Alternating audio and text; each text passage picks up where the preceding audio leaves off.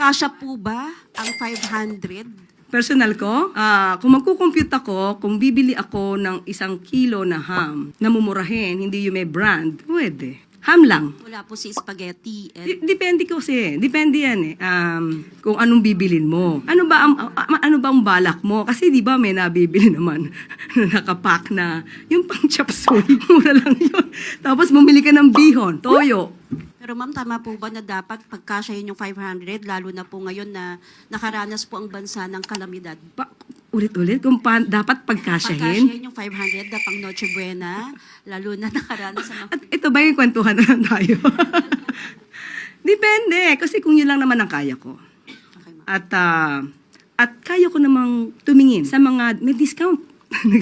May mga grocery stores na may discount. Pag malapit na yung, let's say, 3 months na dapat mabenta na ito lahat. Depende po yan si diskarte. But still, sabi ko, hindi po ako sasagot in behalf of DTI dahil magkakaroon po sila ng kanilang press briefing.